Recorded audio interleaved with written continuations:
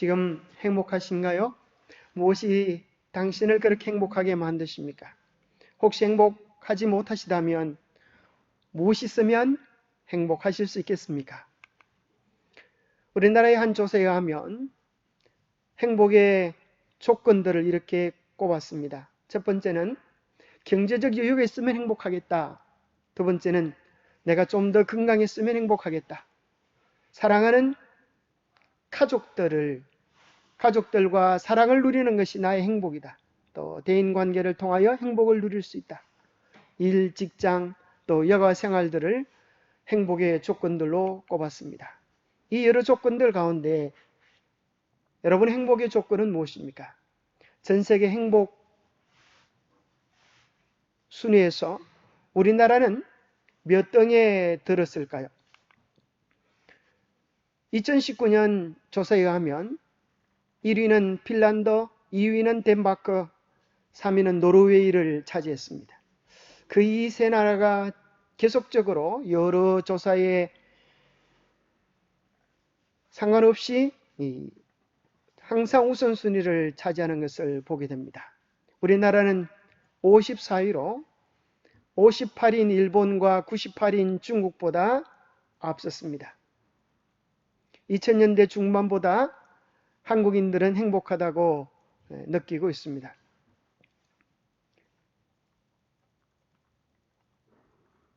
영국 한 신문에서 발표한 우리 행복을 정진시키는 5가지 법칙을 좀 소개해 드리고 싶습니다.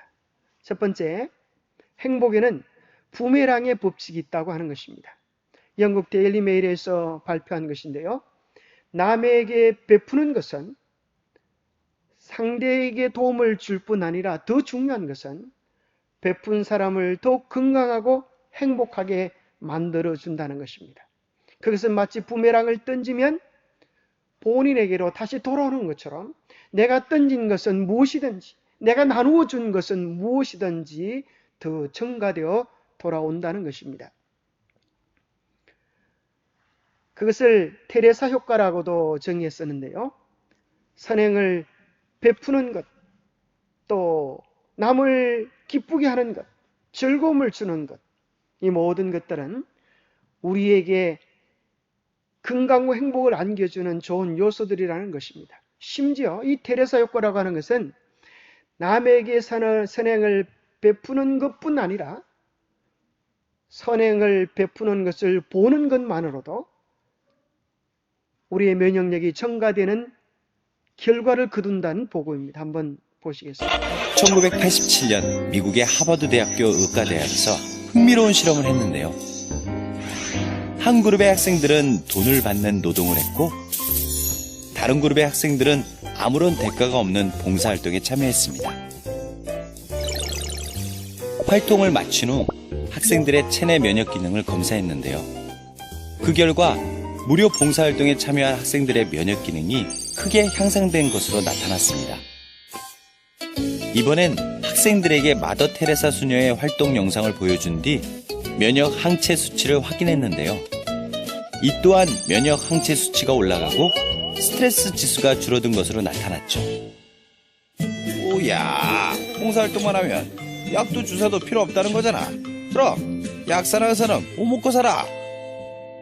남을 돕는 활동을 하게 되면 인체의 면역 기능이 크게 향상되는 것을 하버드 대학교 심리학과의 데이비드 맥클랜드 교수는 마더 테레사 효과라고 불렀습니다. 테레사 수녀는 평생을 가난 속에서 고통받으며 죽어가는 사람들을 위해 살았는데요. 검은 수녀복 대신 인도에서 가장 가난하고 미천한 여성들이 입는 흰색 사리를 입었죠. 빈자의 성녀로 추앙받았던 그녀는 1979년 노벨 평화상을 수상하기도 했습니다. 실제로 남을 돕고 난 후에 느끼는 뿌듯함이나 흐뭇함과 같은 심리적 포만감 상태는 꽤 긴 시간 지속되는데요. 이런 상태를 미국의 내과 의사 앨런 룩스는 펠퍼스 하이라고 불렀죠. 남을 도우면 혈압과 콜레스테롤 수치가 낮아지고 엔돌핀이 정상치의 3배 이상 분비되어 몸과 마음에 활력이 넘친다는 겁니다. 마음이 추울 때는 일단 자, 이 얼마나 좋은 효과입니까? 여러분들도 행복과 기쁨을 나누어 주 보시게 되기를 바랍니다. 두 번째는 새로운 것을 배울 때 우리 행복이 증가된다는 것입니다. 새로운 것을 배울 때는 우리는 새로운 생각들을 할 수가 있고 새로운 지식과 정보를 얻음으로 우리 안에 성취감과 자신감, 회복력을 가질 수 있다는 것입니다. 또 새로운 것을 배우는 것 가운데 좋은 방법은 함께 활동하는 것입니다.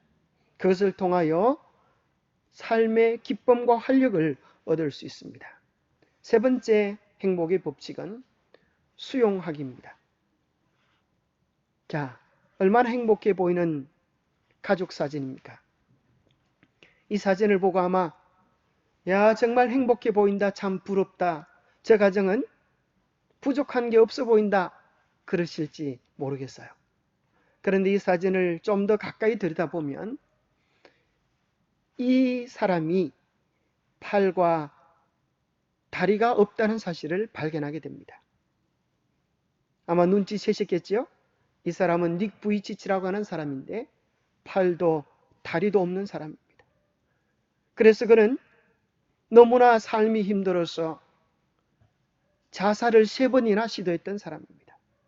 그런데 어느 날 내가 없는 것을 생각하기보다 나에게 있는 것을 찾아보기로 작정을 했습니다. 그래서 없는 것으로 인하여 불평하고 원망하기보다 있는 것을 오늘 내 처지를 그대로 받아들이고 현 상태를 수용하기로 작정했습니다. 그렇게 생각해 보니까 자기도 많은 것들을 가졌다고 하는 사실을 발견하게 되었습니다. 그가 자기의 삶을 수용하고 받아들일 때 드디어 마음의 기쁨과 행복이 넘치게 되고 그 기쁨과 행복은 옆에 있는 예쁜 아가씨에게도 전달이 되어져서 사랑받을 수 있도록 만든 것입니다. 그래서 결혼했고 이렇게 귀여운 2 아들을 얻게 된 것입니다. 닉 부이치치가 했던 유명한 말, 참 감동적인 말이라고 생각합니다. 그는 이렇게 말했습니다. 저는 팔, 다리가 없어도 행복을 느낄 수 있는 가슴이 있어요. 참 얼마나 멋진 말입니까? 팔과 다리도 없는 사람도 행복할 수 있다면 팔과 다리가 멀쩡한 우리는 얼마나 더 많은 행복을 누릴 수 있어야 되겠습니까? 문제는 오늘 우리의 처지와 형편이 어떠할지라도 우리의 모습 그대로를 수용하면서 우리는 행복한 사람이 될 수가 있고 우리가 아무리 많은 것을 가져도 오늘 내 상황을 수용하지 못하면 우리는 불행한 사람이 되고 맙니다. 네 번째 행복의 법칙은 회복력을 배우는 것입니다.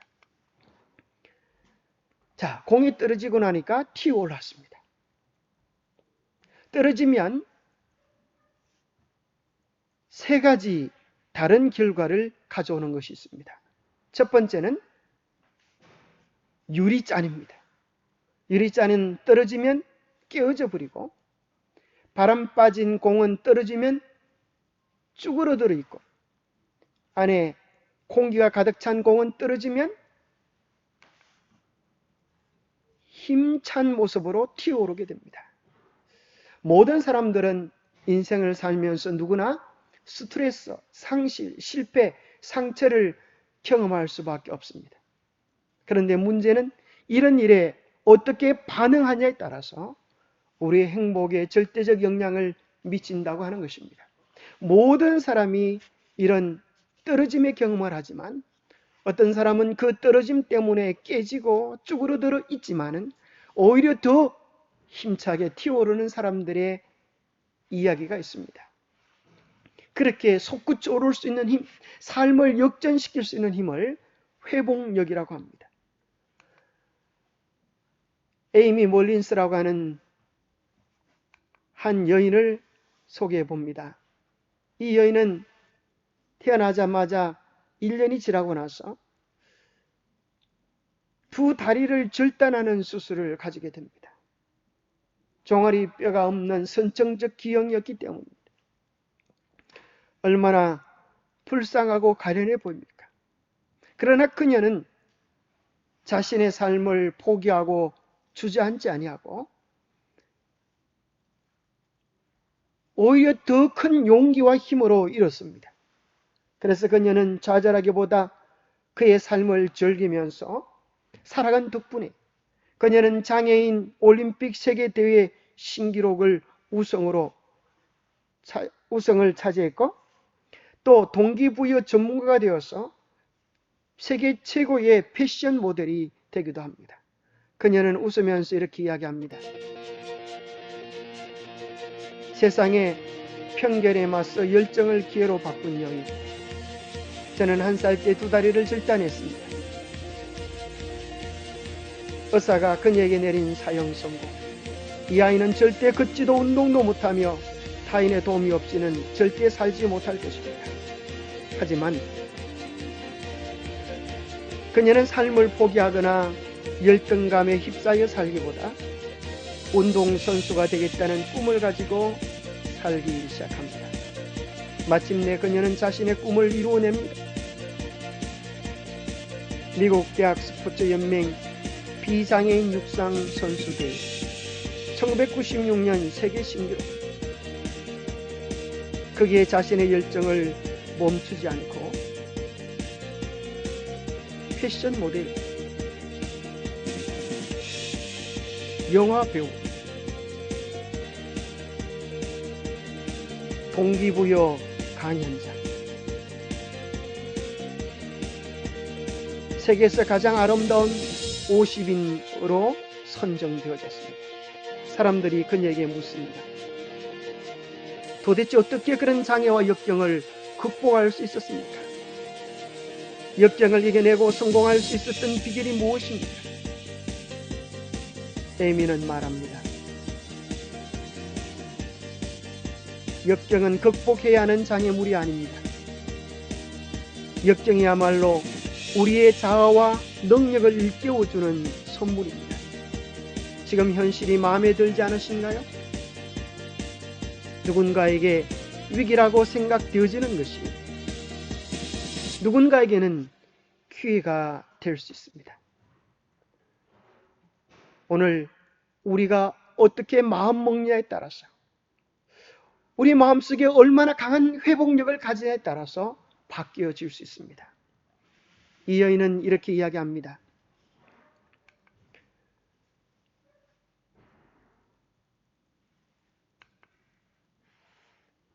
나는 다리가 없어서 절망하는 것이 아니라 오히려 감사한다.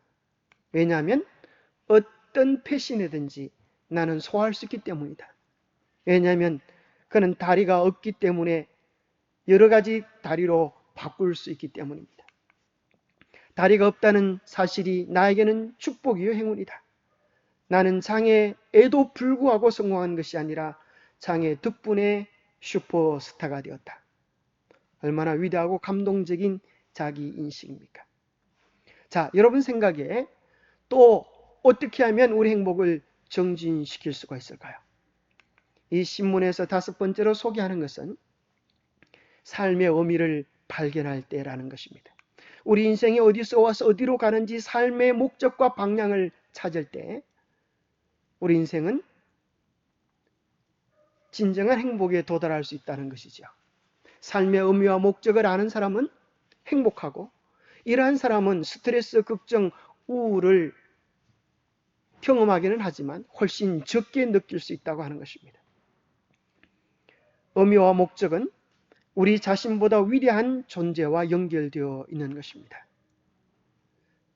세계적인 토크쇼의 주인공 오프라 윈프리. 사실 그녀는 9세의 삼촌에게 성폭행을 당하고 14세에 면모가 되는 아픔을 겪고 또 면모로서 낳은 아이가 죽는 모습을 보고 또 마약과 어려움 속에서 살았습니다. 마약, 비만, 흑인, 빈곤, 온갖 인생의 막바지를 경험했지만 그녀는 드디어 인생의 목적을 찾게 되었습니다. 그리고 그는 세상을 향하여 이렇게 당당하게 외칠 수 있게 되었습니다. 그래, 그게 뭐 어쨌다고? 그렇다고 해서 내가 행복하지 못할 이유가 있겠어? 내가 바르게 살아가지 못할 이유는 전혀 없는 거야.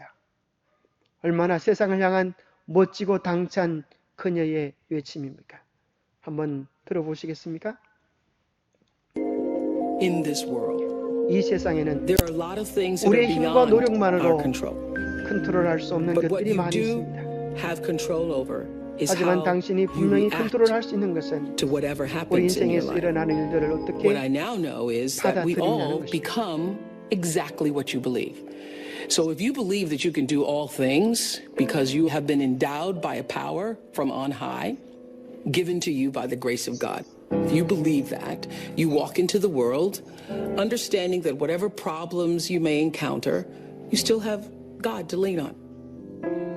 As I grew, my perception and understanding of what God means grew with me. So my confidence comes from knowing that there is something greater than myself, that I am a part of and is also a part of me.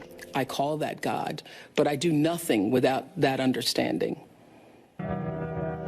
How I think one masters one's life is to understand that you are co-creating that life with the ultimate creator. Not understanding that puts you at your own pitiful, meager little will. And everything is left up to you. And you can't do it. You cannot survive in this world by yourself, just believing in yourself. You're not big enough to do it. I'm not big enough to do it. Nobody's big enough to do it. You have to understand that your very presence here as a human being on earth came from something. A lot of people don't know their purpose. And if you don't know your purpose, your immediate goal is to figure that out. Because otherwise you're just wandering around here. So the moment you can figure out what it is you're supposed to be doing, the sooner you are able to get about the business of doing that. 그렇죠. 우리 인생은 혼자 살아가는 것이 아닙니다. 우리가 태어나 눈을 떴을 때 이 세상은 가슴 설레는 것들로, 위대한 것들로 가득 차 있었습니다. 그 경이로움의 주인공이 우리와 함께하면 우리 인생은 얼마나 더 큰 의미를 가지고 행복을 누릴 수 있을까요? 그런데 오늘 우리 행복이 너무 쉽게 깨지고 망가지는 이유를 소개한다면 우리 일상에서 자주 경험하는 것이기에 꼭 한번 소개해 드리고 싶습니다. 그것은 우리가 어떤 자극이 올 때 너무 충동적으로 반응한다고 하는 사실입니다. 자, 한번 생각해 보십시오. 우리의 삶의 경험 중에 자극이 왔을 때 아무 생각 없이 그냥 반응해서 가지고 온 잘못된 결과를 경험했던 적은 없습니까? 나는 늘 그렇게 반응하는데 뭘, 나는 늘 이렇게 살아왔는데 그렇게 생각하십니까? 아닙니다. 이제 우리는 환경의 노예가 되어 살 필요가 없습니다. 운명의 노예가 될 필요가 없습니다. 환경도 사람도 우리가 생각하는 그 어떤 핑계도 아닌 오직 우리 자신의 삶을 우리가 선택할 수 있다고 하는 것입니다. 결코 환경의 노예가 되지 마십시오. 여러분은 여러분의 운명을 선택할 수 있는 것입니다. 자, 이제 당신은 새로운 삶을 살아갈 수 있습니다. 행복해지려고 한다면 가장 좋은 것들을 선택할 줄 알아야 합니다. 자극이 오면 바로 반응하지 마시고 선택할 수 있는 공간이 있다고 하는 사실을 기억해야만 합니다. 이 공간 속에, 이 공간을 인식할 때 우리는 이제까지 해왔던 우리의 생각 없는 반응들을 잠깐 멈추고 스탑! think, 초이스를 할 수 있습니다. 우리가 멈추고 가장 좋은 것이 무엇인지를 생각하고 그 좋은 것을 선택할 수 있습니다. 첫 번째는 멈추라는 것입니다. 충동대로 살면 우리는 노예가 됩니다. 많은 사람들이 이렇게 이야기합니다. 내가 이렇게 잘못된 것은 잘못된 친구를 만났기 때문이야. 내가 잘못된 것은 불우한 환경 가운데서 태어났기 때문이야. 이제 여러분의 변명을 멈추십시오. 그리고 생각해 보십시오. 우리의 환경은 우리가 선택할 수 없지만 생각하는 것, 해석하는 것, 우리의 태도는 우리의 몫입니다. 최선의 방법을 생각해 보십시오. 내가 선택한 일의 결과를 생각해 보십시오. 하늘이 원하는 하늘의 뜻을, 주님이 원하는 뜻을 생각해 보십시오. 그리고 나서 그것을 선택하십시오. 외부의 영향력이 없다든지 결국 우리는 독립적으로 행동할 수 있다고 하는 능력을 가진 자라고 하는 것을 인식하는 것은 중요합니다. 그 무엇보다도 그대의 선택이 그대의 운명을 결정합니다. 어느 누구도 당신 대신에 살아줄 수 있는 사람은 없기 때문입니다. 잊지 마십시오. 신은 당신의 운명의 열쇠를 그대의 손에 쥐어 주셨습니다. 그래서 주도적인 삶을 살아가는 사람의 특징은 첫째는 주변의 의견을 듣되 경청하는 것 좋은 것입니다. 그러나 휘둘리지는 않은 것입니다. 그 이야기를 다 들으면서 언제나 자신의 가치관에 따라서 반응하는 지혜를 가집니다. 버릴 것은 버리고 취할 것은 취하는 것입니다. 가장 좋은 것을 취하면 되겠죠. 다른 사람이 쓰레기를 준다고 해서 그것을 집에 모시다가 고이고이 간직하면서 왜 저 더러운 것을 줬을까 걱정할 필요가 없습니다. 열어보고 쓰레기라면 당장 내다 버리면 그만입니다. 남이 나에게 했던 잘못된 태도와 반응 때문에 그것을 가슴에 담고 쏘가리를 할 필요가 없다는 것입니다. 세 번째는 외부적 자극보다 내적으로 들려지는, 안에서 들려지는 성령의 음성에 귀를 기울이고 살아간다면 우리는 보다 더 행복한 사람이 될 수 있습니다. 그리고 기억하십시오. 내가 선택한 모든 것은 결국 내가 책임져야 한다는 사실입니다. 신은 우리에게 자유의 의지를 주셨고 거기에 대한 선택의 결과는 우리 스스로 책임지는 것입니다. 죽을 때의 내 모습은 그때까지 내가 선택한 결과이다. 우리 인생은 B에서 D라는 말이 있습니다. 탄생에서 죽음까지죠. 그러나 잊지 마십시오. 우리가 어떤 선택을 하냐에 따라서 우리는 불행한 삶을 살아갈 수도 있고 영원한 행복의 삶을 살아갈 수도 있습니다. 우리는 언제나 가장 좋은 편을 선택할 수 있습니다. 우리는 언제나 가장 좋으신 주님 편을 선택할 수 있고 만약 우리가 그렇게 한다면 언제나 가장 좋은 결과를 거둘 수 있을 것입니다. 당신의 삶이 행복하기를 바랍니다. 행복의 비결들 한번 정리해 볼까요? 행복은 부메랑의 법칙이 존재해서 다른 사람을 행복하게 해줄 때 내가 더 건강하고 행복할 수 있다고 하는 것입니다. 두 번째는 새로운 것들을 배울 때, 세 번째는 수용할 때, 네 번째는 회복력을 가질 때, 다섯 번째, 우리 인생의 의미와 목적을 발견할 때 우리는 진정한 행복에 이르게 될 것입니다. 그래서 이제 진정한 행복을 찾아서 인생의 삶의 의미와 목적을 찾아서 나를 찾아서 멋진 여행을 다음 주부터 하루에 1시간씩 시간을 내어서 함께 떠나보지 않겠습니까? 첫 번째는 무엇보다도 내가 얼마나 소중한 존재인지, 우리 인생이 어디서 와서 어디로 가는지 나를 찾아보는 그런 시간을 가졌으면 좋겠습니다. 두 번째는 생명을 찾아서, 우리는 몸과 생명으로 이루어져 있습니다. 아침에 일어나면 많은 사람들은 자기 외모를 가꾸는 일에 전념하지만 생명이 없다면 우리의 몸은 아무것도 아닌 것입니다.